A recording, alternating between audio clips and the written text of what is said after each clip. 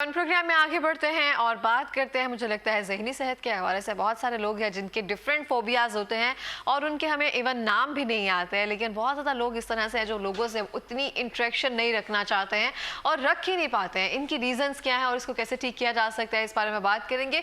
हमारे साथ स्टूडियो में मौजूद हैं डॉक्टर उसवा शहबाज साहिबा, जो कि साइकोलॉजिस्ट हैं। अस्सलाम वालेकुम, कैसी हैं आप? मैं बिल्कुल ठीक। बहुत शुक्रिया आपका प्रोग्राम में आने के लिए। इवन आपकी तबीयत नहीं ठीक है लेकिन फिर भी आप यहाँ पर आई हैं, तो मुझे लगता है कि डबल शुक्रिया अदा करना चाहिए। अच्छा डॉक्टर उसको हम देखते हैं कि सबसे पहले हम पूछना चाहेंगे आपसे एज सिंपल, सोशल फोबिया क्या होता है? देखिए, फोबिया की जो डेफिनेशन है ना, वो है in irrational fear of any stimulus और प्लेस और पर्सन। ओके। मतलब इर्रेशनल का मतलब ये होता है कि आप का उस डर लगने का कोई मकसद नहीं है, उस खौफ का कोई मकसद नहीं है। यानी आपको अगर लॉजिकली हम ये बात करें, शेर को देख लें तो डर लगना इज़ वेरी लॉजिकल, अम्मा की मार से डर लगना इज़ वेरी लॉजिकल। लेकिन अगर आपको बहुत ऐसी चीज़ों के बारे में डर लग रहा है या खौफ फील हो रहा है, या आप जो है बहुत ज़्यादा आप इमोशनल हो रहे हैं, इम्पल्सिव हो रहे हैं, जिन चीज़ों के बारे में कॉमन लोग जो हैं वो इस बात को पहचानते भी नहीं है कि डर लग सकता है। जैसे इस टेबल का कोई कलर ऐसा स्पेसिफिक है जिससे आपको डर लग रहा है, खौफ आ रहा है, या बंद कमरे में जो है आपको एक्स्ट्राऑर्डिनरी डर लग रहा है, खौफ आ रहा है, तो वो जो है इसको हम फोबिया कहते हैं नॉर्मली। तो ये फोबिया की जो स्पेसिफिक डेफिनेशन है। ओके। इसके बाद जो जिस टॉपिक पे हम आज बात करने वाले हैं, that is social phobia. Social phobia में सोशल स्क्रूटनी आ जाती है। उसमें मतलब ये कि आपको लोगों से डर लगना, हजूम से डर लगना, लोगों को फेस करने से डर लगना, ऐसे लोग जो हैं घरों से बाहर जाना बंद कर देते हैं, और इस तरह के बहुत सारे सिम्टम्स हैं। लेकिन इसकी क्लिनिकल ड्यूरेशन होती है, अगर आप उसमें पूरा उतरते हैं देन आप क्लिनिकली फोबियाज में जो है वो डिसऑर्डर में लाई करते हैं। तो इसके पीछे कोई रीज़न, ट्रॉमा, कोई वाकया, हादसा ऐसा होता है जिसकी वजह से उनको सोशल इंटरेक्शन से डर लगता है, या ये कैसे डेवलप होता है? हादसा जिसके पीछे होता है ना, वो PTSD है, पोस्ट ट्रॉमेटिक स्ट्रेस डिसऑर्डर। लेकिन फोबिया जो है, जैसे मैंने पहले भी कहा, इर्रेशनल खौफ है, बेतुका खौफ, बेहंगम खौफ, या पर्सन को पता भी होता है ये चीज़। कैसे डेवलप कैसे होता है हमारे जिस्म में या जहन में? डेवलप ऐसे हो सकता है कि जैसे फॉर एग्जांपल कोई आपको स्टोरी सुनी है आपने किसी चीज़ के बारे में, तो आपको जो है, जैसे छोटे बच्चे होते हैं नॉर्मली, दादी अम्मा उनको कहानियाँ सुना रही हैं, कोई पेरेंट कहानी सुना रहा है, तो वो एक कैरेक्टर बना देते हैं। तो और दूसरा बात ये कि इंसान कैसे चीज़ों को इंटरप्रेट करता है, क्योंकि आपको और मुझे एक कहानी सुनाई गई, हम दोनों डिफरेंट तरीके से उसको इंटरप्रेट करेंगे। तो फोबिया इसी तरह से क्रिएट बन जाता है किसी चीज़ से पहले, उसके बारे में हम ओवर थिंकिंग करते हैं, फिर हम उसके बारे में इम्पल्सिव हो जाते हैं, एकदम से वो हमारे लिए खौफ का एक बाइस बन जाता है कोई ऐसी चीज़। लेकिन ऑफ कोर्स इसमें एक्सीडेंटल भी सिचुएशंस हो सकती हैं। आपने सड़क पे कोई हादसा देखा, उसके बाद आप बाहर जाना बंद कर देते हैं, आपने कोई डेथ देखी है उसके बाद आप जाना, लेकिन वो थोड़ा सा डिफरेंट एक चीज़ हो जाती है, होती वो भी एंग्जाइटी ही है, क्योंकि फोबिया भी एंग्जाइटी की ही एक टाइप है। ओके। हम स्पेसिफिकली देखते हैं जो बहुत सारे लोग ऐसे होते हैं जिनके घर में खुदा ना खास्ता कोई अपना उनसे बिछड़ गया होता है, और सब जो रसूमात होती है उन्होंने अपने सामने देखी होती है, फिर वो किसी की इस तरह से जनाजे पे या फिर जो भी चीज़ होती है उस पर नहीं जा सकते हैं। उनको शायद वो फील तो बहुत ज़्यादा होता है लेकिन वो वहाँ जाने की हिम्मत नहीं रख सकते, तो वो भी उसी में आता है। बिल्कुल उसी में आता है, होता ये भी फोबिया ही है, लेकिन इसमें इसको डेथ फोबिया कहते हैं। इसकी भी एक सर्टेन टाइप है। ऑफ कोर्स फोबियाज की बहुत सारी टाइप्स हैं, लेकिन जो मेजर हैं उसमें एगोराफोबिया आता है, ऊंचाई से डर लगना, या क्लॉस्ट्रोफोबिया आता है आपका कि बहुत ज़्यादा घुटन वाली जगहों पे आपको डर लगता है। इसके अलावा और बहुत सारी चीज़ें हैं, जैसे फॉर एग्जांपल सांप से डर लगना, छिपकली से डर लगना, कॉमनली ख़वातीन में छिपकली से डर लगने वाली चीज़ होती है। तो ये जो है फोबिया के बहुत सारे टाइप्स हैं। खून से डर लगना, बिलिनोफोबिया होता है, इंजेक्शन कुछ लोग बेहोश हो जाते हैं वो देखकर। अब कई दफ़ा आप वो कोई ऐप वगैरह स्क्रॉल कर रहे हैं, उस पर वीडियोस आती हैं, इंजेक्शन लगने की वीडियो बनाई होती है जो हमें फ़नी लग रही होती है, लेकिन अगर हम उसको साइकोलॉजिकली देखें तो वो एक फोबिया है कि पर्सन जो है वो बहुत ज़्यादा उससे जो है वो सिचुएशन उसके साथ हो रही है, स्टिमुलस उसका बहुत हाई है, उस वक्त इम्पल्सिव है वो, तो बिलिनोफोबिया इज़ लाइक इंजेक्शन का डर। सही। तो उसको हम कैसे कर सकते हैं, या जैसे कैसे बीट कर सकते हैं उससे? इसके लिए थेरेपीज़ होती हैं, एक्सपोजर थेरेपी हम करते हैं पेशेंट्स के साथ, और उसमें दो टेक्निक्स होती हैं। एक तो फ्लडिंग है, यानी जैसे फॉर एग्जांपल आपको डर लगता है तो आप बिल्कुल ही जो है उसकी हाइप पे चले जाएं। जैसे आपको पानी से डर लगता है तो आपने एक वो इंडिया की एक मूवी देखी होगी, उसके अंदर फरहान अख्तर की एक मूवी है, वो जो ऋतिक रोशन है वो उनको उठा के नीचे फेंकते हैं पानी में, और वो उसके लिए जिंदगी ना मिलेगी तो हाँ, उसके लिए वो टेक्निक ये यूज़ करते हैं कि वो एक कैटरीना कैफ को हायर करते हैं एज ए स्कूबा ड्राइवर। तो फनी बात ये है कि जब कैटरीना कैफ जो है वो कराएंगी तो फिर तो आप स्कूबा डाइविंग करेंगे ही। Good one. लेकिन ये है कि ये सिचुएशन हम क्रिएट करते हैं। दूसरा हमारा है सिस्टमेटिक डिसेंसिटाइजेशन, यानी पहले आपने पानी की तस्वीर दिखाई, फिर आपने पानी के करीब लेके गए उस पेशेंट को अगर पानी का खौफ है।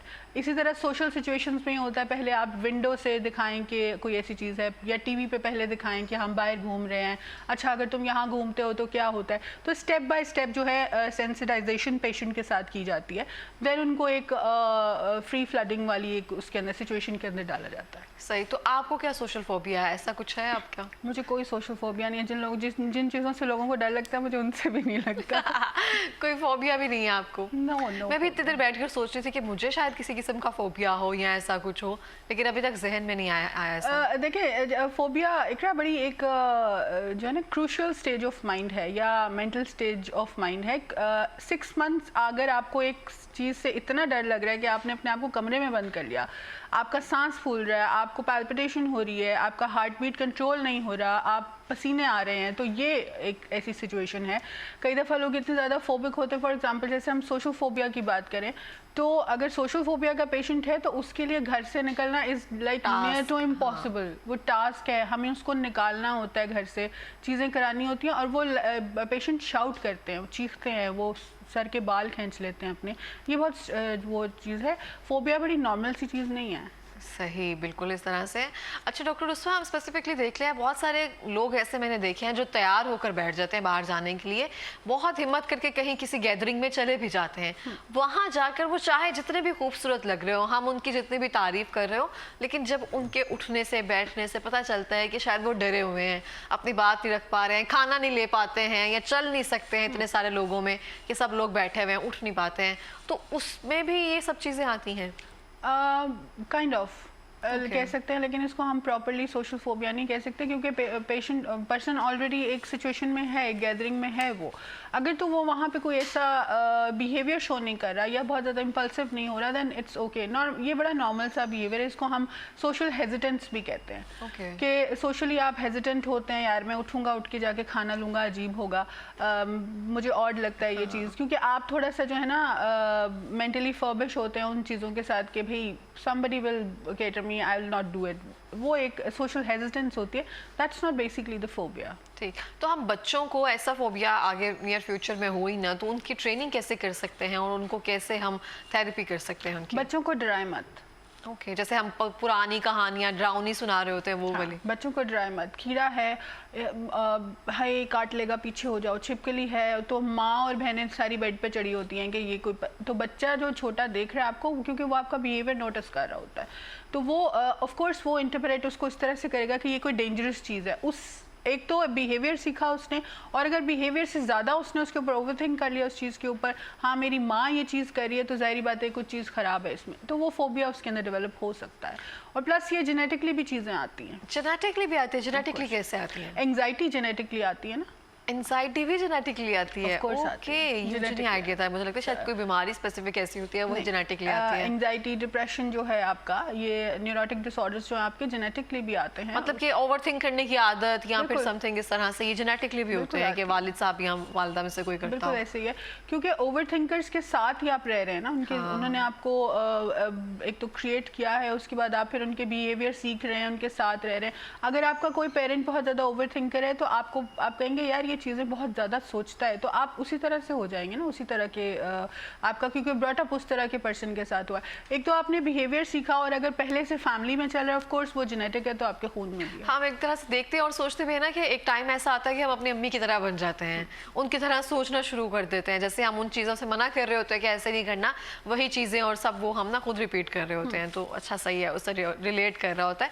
बहुत सारी चीज़ें ऐसी होती हैं हम ऑब्जर्व कर रहे थे लेकिन हमें पता नहीं होता कि हम क्यों ऐसे कर रहे हैं, तो वो हमारे साथ डिवेल्प हो रही होती है जैसे जैसे बड़े हो रहे होते हैं। तो सोशल फोबिया को अगर हम देखा जाए तो हमें लगता है कि ये इतना डेंजरस नहीं हम इसको कह सकते कि इसको आप पे केटर करना पड़े या आपकी हेल्थ पे या आपकी सोशल लाइफ पे एक तरह से इंटरेक्ट करेगा, ऐसा तो कुछ नहीं। देखिए, अगर आप अपने डर को क्रैक कर सकते हैं ना, फॉर एग्जाम्पल कुछ लोग कहते हैं मैं कैमरा शाय हूँ, दैट्स वेरी नॉर्मल। बट कुछ लोग कैमरा को देख के अगर उनको पैल्पिटेशन शुरू हो जाती है, उनको पसीना आना शुरू हो जाता है, वो पॉसिबल ही नहीं है उनके लिए, वो फोबिया है। तो there is a big difference in phobia and normal hesitation. तो आपको ये पहले पता होना चाहिए कि क्या आप 6 महीने से एक ऐसी इम्पल्सिव सिचुएशन में जो है वो फॉल कर रहे हैं, देन आप फोबिया के पेशेंट हैं। उसका एक प्रॉपर क्लिनिकल ट्रीटमेंट है, जो कि मेडिकल ट्रीटमेंट भी होता है, थेरेप्यूटिक ट्रीटमेंट भी होता है। बट अगर आप अपने फियर्स को क्रैक कर सकते हैं और उनको, फॉर एग्जांपल आपको आज सुबह रोड पे जाने से डर लग रहा है, लेकिन आप कहते हैं अच्छा मेरा काम ज़रूरी है, आप चले जाते हैं और आपके साथ कोई मसला नहीं होता, then it is not phobia. Phobia is a very different thing. Phobia is a very serious disorder, basically बहुत सीरियस है। हम क्योंकि इसके बारे में बात करें, अगर मैं आपको कोई फोबिया का पेशेंट कभी दिखा सकूं तो आपको आइडिया होगा कि बहुत सीरियस चीज़ होती है। ओके, बच्चों को मैं स्पेसिफिकली देखती हूँ, जैसे आपने कहा ना, कुछ जैसे हॉरर मूवीज़ या स्टोरीज उनको ऐसी सुनाई जाती हैं, जैसे ही रात होता है या लाइट्स ऑफ होती है ना, वो डरते हैं और उनको होता है कि शायद कुछ आ जाएगा, मुंह पे कंबल नहीं लेना, या पूरी तौर पर डर के लाइट ऑन कर देते हैं। कुछ दफ़ा कई दफ़ा ऐसे होता है लाइट ऑफ होती है, लाइट जाती है, चली जाती है और पावर कट के साथ ही वो पर्सन डर जाता है। हाँ, हम खुद बचपन में शायद ऐसे ही थे, क्योंकि वो सारे ड्रामाज या सब चीज़ें ऐसे देखी मैं कि अभी लाइट जाएगी और कोई ना कोई जो है ना वो आ जाएगा या हमें पकड़ लेगा आकर। और मेरी सिस्टर है एक, वो मेरे से बड़ी है, एनी, वो अपने फेस पर कंबल नहीं ले सकती है, चाहे सर्दी है कुछ पे, उसको लगता है कि मेरा ना दम घुट जाएगा। और उसको आप पकड़ कर अगर आप एक तरह से तंग भी करने की कोशिश करें ना, दुपट्टा भी दे दें, तो वो एक तरह से ऐसी हो जाती है जैसे सब चीज़ें पीछे हो जाए, मैं मर जाऊंगी अभी। तो ये कंडीशन उसकी हो जाती है। ये भी एक तरह का फियर ही है, क्योंकि फोबिया का मतलब फियर ही होता है किसी चीज़ का। ऑफ कोर्स आपने कोई ऐसी चीज़ एक्सपीरियंस की होती है या सुना होता है किसी चीज़ के बारे में, या फॉर एग्जांपल कोई ऐसी मूवी देखी हो। इसके लिए हमारे पास विजुअल थेरेपी भी होती है कि हम आपको प्रॉपर्ली उस तरह की जो चीज़ें हैं उनको दिखाते हैं जो 3D में होती हैं। तो आपको एक्सपीरियंस आप ये कर रहे होते हैं कि आप उसी सिचुएशन के अंदर लाइक करें, देन अब फिर हम आपका बिहेवियर जो है उसको मोनेटाइज करते हैं, देन फिर उसकी थेरेप्यूटिक ट्रीटमेंट होती है। ओके, एक मैं अगर बताऊं आपको तो बहुत सारे ना, एक टाइम ऐसा था जिसमें हम कहते थे ना, लड़कियों पे बाहर खुदाना हास्ता जब खड़ी होती तो एसिड फेंक दिया जाता है, रोड पे खड़ा हुआ समथिंग इस तरह से। तो एक टाइम पर जाकर ना मुझे वो एक बहुत ज़्यादा एक फोबिया रहता था, जो मैं हमेशा से, जैसे होता है ना एक अंदर आपके बात होती है जो आप किसी को बता नहीं पाते हो कि मेरे अंदर ये था, तो वो मैं हमेशा से मेरे अंदर एक रहा है कि अगर रोड पे कहीं खड़े हुए तो कोई आ जाएगा, या कोई बाइक से गुजर भी रहा तो एकदम से धड़कन तेज हो गई या कुछ ऐसा होने लगा है, हाथ बंद कर लिए, समथिंग ऐसा। तो उसको हम कैसे ट्रीट कर सकते हैं, कैसे उसको फेस कर सकते हैं? रियलिटी चेक पे आने की जरूरत है। रियलिटी चेक पे हम कैसे फोबिया में क्या होता है, फोबिया और फियर में क्या होता है कि जिस सिचुएशन से हमें डर लग रहा होता है, हम उससे 2 स्टेप और ऊपर हो जाते हैं, चले जाते हैं। जैसे फॉर एग्जांपल एंग्जाइटी में छोटी सी लिजर्ड आपको डायनासोर नजर आएगी एंग्जाइटी के पेशेंट को। फोबिया में भी यही होता है, अगर आप इस चीज़ को बहुत ज़्यादा ओवरथिंक करेंगे आपके लिए बहुत बड़ी हो जाएगी, मे बी आपका रोड पे निकलना बंद हो जाए, आप जाना बंद कर दें। लेकिन रियलिटी चेक पे आने की ज़रूरत क्या होती है कि मैं इस वक्त रोड पे हूँ, मेरी सराउंडिंग में लोग हैं और बहुत कोई वो ऐसी सीरियस सिचुएशन भी नहीं है जो मैं सोच रही हूँ, और ना ही मेरे साथ किसी ने कोई ऐसा रिवेंजिव ट्रीटमेंट रखा हुआ है। मेरे साथ कोई ऐसा जो है वो, मुझे ऐसी कॉल नहीं आई, कोई मैसेज नहीं आया, ये सिर्फ मैं सोच रही हूँ जो चीज़ मेरे साथ हो। तो रियलिटी चेक पे आना फ़ौरन से बहुत ज़रूरी होता है। हम एंग्जाइटी में जो लोग होते हैं उनको भी, और फोबिया और फियर्स होते हैं कि आपको जब डर लग रहा है तो रियलिटी पे आइए कि क्या आप एक्चुअली जो सोच रहे हैं वो है भी या नहीं है आपके साथ। बेसिकली ये होता है इमेजिनेशन का डिसऑर्डर है ना, कि आपने इमेजिन कर लिया। फॉर एग्जांपल किसी की शादी हुई और उसकी डिवोर्स हो गई, दूसरी बहन शादी इसलिए नहीं करी क्योंकि डिवोर्स हो जाती है, क्योंकि उसने सोच लिया, बहुत एग्जैजरेट कर लिया अपनी थॉट्स को, ओवरथिंक कर लिया, देन वो कन्वर्ट हो सकता है फोबिया और फियर में। सही। तो सोशल इंटरेक्शन जो लोग नहीं कर पाते हैं वो किस चीज़ की टाइप होती है और उनको कैसे हम कर सकते हैं? बहुत सारे लोग ऐसे तो इवन मेहमान भी आए होते हैं, वो चाह भी रहे होते हैं उनसे मिलना, बात करना, लेकिन वो वहाँ पे नहीं उस तरह से बात नहीं कर पाते, अपनी बात नहीं रख पाते और वो फौरी उठ कर चले जाते हैं। इसको भी इसमें भी बिहेवियर जो आपका मोनेटाइज होता है, बिहेवियर मोनेटाइज होने के बाद पता चलता है कि आप रियल में फोबिया के पेशेंट हैं, या आपकी जो ये सोशल हेजिटेंस है, या कोई आप ऐसा आपने कोई चीज़ एक्सपीरियंस किया जिसके बाद आपने बोलना बंद कर दिया, महफिल में बैठना बंद कर दिया, आना जाना बंद कर दिया, चीज़ें आपके साथ इस तरह से ख़राब क्यों हो रही हैं, उसकी टेक्निकल रीजंस जाने बगैर हम ये नहीं कह सकते कि अगर कोई पर्सन मीटिंग में बैठा हुआ है और वो बोल नहीं रहा तो वो फोबिया का पेशेंट है। No, he is not a patient. इसका मतलब है कि उसके साथ हो सकता है कोई बैड एक्सपीरियंस पहले हुआ हो, जिसकी वजह से अब उसने हेजिटेंस जो है, एक बाउंड्री अपने इर्द गिर्द जो है वो क्रिएट कर लिया है और उसने जो है अवॉइड करना सिचुएशन को। अवॉइडेंस और फोबिया में is a very big difference. तो हम बच्चों को डांटे भी ना सबके सामने, जैसे होता है कि खामोश या समथिंग, हम बड़ा बुरा बिहेवियर कभी कभी रखते हैं बच्चों के सामने, 4 लोगों के सामने डांट दिया, ये सब चीज़ें कर दी, तो उसकी वजह से भी उनमें ये एक रह जाता है फैक्टर कि मुझे ऐसे नहीं करना। बच्चों को मारना और डांटना उनकी तरबियत का हिस्सा है। मैं बिल्कुल ऐसी पेरेंट खुद भी नहीं हूँ कि मैं ये कहूँ कि जी बच्चों को नहीं डांटना चाहिए और नहीं। लगता नहीं है वैसे। I am a very strict parent by the way. और दूसरी बात ये कि ये बिहेवियर रॉन्ग है कि आपके गेस्ट बैठे हुए हैं और आपके और चचा ताया बैठे हुए हैं और आप उनके सामने अपने बच्चे को इंसल्ट करें, उस तरह से आप उनका कॉन्फिडेंस शटर कर रहे होते हैं, या आप उनको एंग्शियस बना रहे होते हैं, या उस तरह से बच्चा एंग्जाइटी में आ सकता है। क्योंकि 4 वो लोग जो उसको जज कर रहे हैं, पेरेंट्स जज नहीं करते कभी भी। पेरेंट्स आपको कोई तरह का लेसन देने के लिए, किसी तरह की पनिशमेंट देने के लिए, एक पॉजिटिव बिहेवियर वो उनका होता है, क्योंकि बच्चे ने बातें ही ऐसी, चीज़ें ऐसी की होती हैं कि उसको डांटना या मारना ज़रूरी होता है। अब वो तरबियत का हिस्सा है। मैंने आपको एक लास्ट अपने उसमें सिटिंग में कहा था ना कि हमें बहुत मार पड़ी है स्टडीज़ के ऊपर, तो मेरी अम्मा ने जब वो देखा वो हंस रही थी, कहती हैं तो मेरे सीक्रेट हर जगह बता देती हो। और अच्छी बात है। कभी उन्होंने कभी कुछ नहीं कहा, कुछ नहीं, लेकिन हाँ हमें ये पता होता था कि राइटिंग वो करवाती थी, न्यूज़पेपर सामने रख देती थी, और वो चचा ताया के सामने हमें उन्होंने कभी कुछ नहीं कहा, कुछ चीज़। और वैसे भी ये रॉन्ग बिहेवियर है, पेरेंट्स की साइड से बड़ा गलत बिहेवियर है, जबकि पेरेंट्स ये दिखाने के लिए कई दफा ये कर रहे होते हैं कि जी हम बड़े बच्चों का कंट्रोल पे हैं हम। तो कंट्रोल ये ऐसे नहीं होता। यही चीज़ हस्बैंड्स भी करते हैं। इन-लॉज आए होंगे या अपने पेरेंट्स आएंगे तो बीवियों को डांटेंगे, बिलावा जा, खाना जल्दी लाओ। वो अपनी अथॉरिटी दिखाना चाह रहे हो। तो अथॉरिटी ऐसे नहीं होती आपकी, ये चीज़ें ऐसे नहीं होती। इस तरह से आप दूसरे पेशेंट को, जो पर्सन को पेशेंट बना रहे होते हैं। बिल्कुल इस तरह से। ये बड़ी अच्छा आपने एग्जांपल दिया स्पेसिफिकली हस्बैंड्स की। मैंने अक्सर देखा जब हम किसी के घर जाए ना, तो वो फौरी तौर पर अपनी बीवियों को जल्दी डाल देते हैं। वो काम भी कर रही होती है, उनको भी पता होता है कि मेहमान आए हैं, लेकिन उन्होंने बाद में बोलना होता है, आवाज़ देनी होती है, शाउट करना होता है। ये चीज़ सिर्फ हस्बैंड्स तक महदूद नहीं है, कई बीवियाँ भी ये चीज़ करती हैं। ओके, ये मैंने नहीं देखा। कई बीवियाँ भी ये चीज़ करती हैं, बहुत ज़्यादा जो है ना वो बॉस करने की कोशिश कर रही होती हैं। अच्छा आप वो नहीं लेके आए, मैंने तो यहाँ से कहा था, वहाँ से हुआ। तो ये चीज़ें बहुत दफ़ा करी होती हैं, वो अपने पेरेंट्स के सामने ये चीज़ करी होती हैं, अथॉरिटी दिखाने के लिए, क्योंकि मेरा तो बड़ा टाइट ग्रिप है अपने हस्बैंड के ऊपर। और कुछ विक्टिम्स भी बन जाती हैं, पूरी बात नहीं सुन रहा, समथिंग ऐसे है। अच्छा, मैंने डॉक्टर उस्मा में हमेशा से देखा है, जब भी मैं कोई स्पेसिफिकली मैन को केटर करके बात कर रही होती ना, तो वो साथ ही कहती है नहीं, खवातीन भी ऐसे होती हैं, क्योंकि वो डॉक्टर है, उनको पता है कि दोनों तरह के क्लाइंट्स आपके पास आते हैं, किसी एक पर नहीं हम फोकस कर सकते, और मुझे बहुत अच्छा लगता है। लेकिन मेरा पर्पस क्लाइंटेज बढ़ाना नहीं होता, लेकिन ये बड़ी अच्छी बात करती हैं। क्योंकि हम देखें इकरा, मैं being psychologist I am N unbiased person, ठीक है।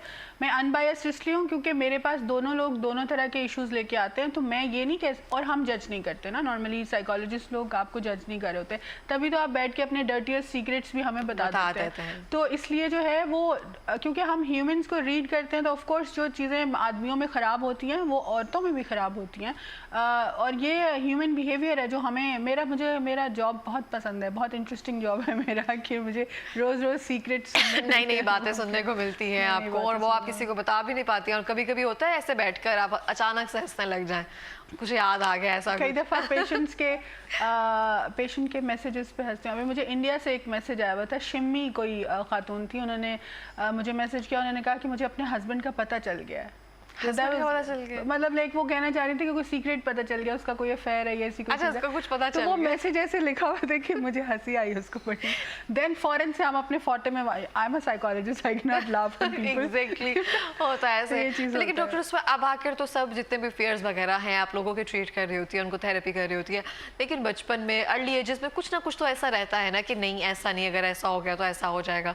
तो कोई फोबिया या फियर कभी ऐसा कह सकते हैं, ऐसा कुछ रहा है? फियर और फोबिया नहीं था, लेकिन मैं अपनी मदर के लिए इमोशनली बहुत ज़्यादा ओवर केयरिंग हूँ, ओवर लविंग, कि अम्मी को कुछ ना हो जाए। हाँ, ऐसा बस मुझे थोड़ा सा ये होता था, क्योंकि मेरे जो पैटर्नल साइड है वो थोड़ी सी ज़रा स्ट्रिक्ट थी, थोड़ी ज़रा रूड थी, तो उसकी वजह से मुझे हमेशा ये होता था कि, तो मैंने बहुत छोटी एज में अम्मा को ना हेल्प करना शुरू कर दिया था, जैसे घर के जितने भी चीज़ें होती हैं। वो I am the first baby जिसमें मैंने खाना बनाना सीखा नहीं किसी से, करना इसलिए शुरू कर दिया था क्योंकि मेरी अम्मा इज़ वर्किंग आउटसाइड, तो फिर इसलिए जो है ना सब चीजें कंट्रोल कि अम्मा को प्रॉब्लम ना हो, ऐसा उनको कुछ करना ना पड़े। हो। यस, बिल्कुल ऐसे है। और मुझे लगता है ये हर बच्चा बचपन में ये सोचता है और ये फियर रखता है, दोनों वालिदैन के बारे में किसी की तरफ एक झुकाव कम होता है उनके बारे में। मुझे मेरे हमारा- वालिद के साथ ज्यादा था। हमारा ये वाला फियर मुझे लगता है हम 5 बहन भाई और पांचों में ये फियर है, रहता है हर बच्चे में एक थोड़ा तरह सा से रहता है, but it's not the clinical fear. हाँ, लेकिन ये रहना भी चाहिए, ये मोहब्बत of होती है course, बच्चों of की। और course. हम हमेशा से देखते हैं